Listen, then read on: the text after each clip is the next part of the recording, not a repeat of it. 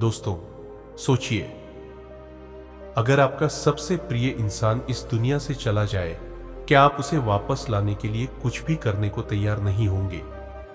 लेकिन जब एक मां अपने मृत बेटे को लेकर बुद्ध के पास पहुंची, तो बुद्ध ने क्या किया? दोस्तों, प्राचीन भारत में एक महिला थी, किसा गौतमी।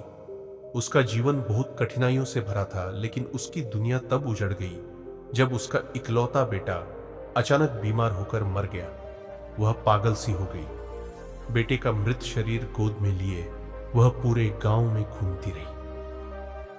हर दरवाजे पर जाकर वह एक ही बात कहती, कृपया मेरे बच्चे को बचा लो, कोई ऐसी दवा दो जिससे वह फिर से जी उठे।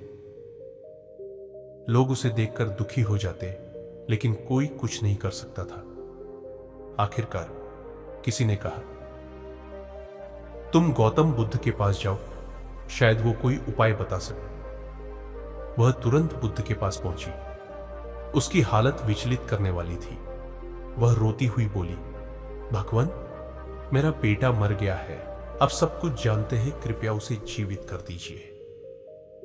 बुद्ध ने कुछ देर उसकी आंखों में देखा और बोले, मैं तुम्हें एक उपाय बता सकता हूं, लेकिन इसके लिए तुम्हें एक सरसों का दाना लाना होगा।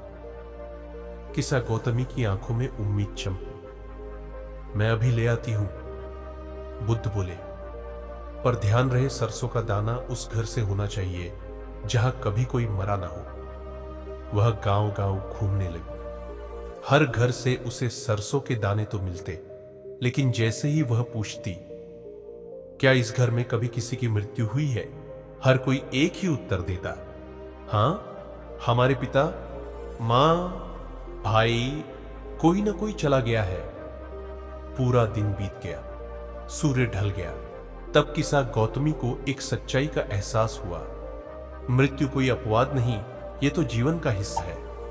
वह शांत मन से बुद्ध के पास लौटी और बोली, भगवान, अब मुझे समझ में आया, मैं अकेली नहीं हूं जिसने प्रियजन को खोया है। हर घर में मृत्यु ने दस्तक दी है। बुद्ध ने धीरे से कहा,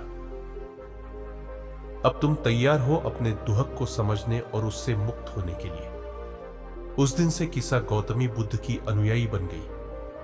दोस्तों, जब तक हम मृत्यु को व्यक्तिगत दुहक समझते हैं, तब तक हम पीड़ा में रहते हैं। लेकिन जब हमें एहसास होता है कि यह हर जीवन की सच्चाई है, तभी हम उसे स्वीकार कर शांति पा सकते हैं। तो दोस्तों, यह कहानी आपको कैसी लगी, हमें कमेंट बॉक्स के माध्यम से जरूर बताएं।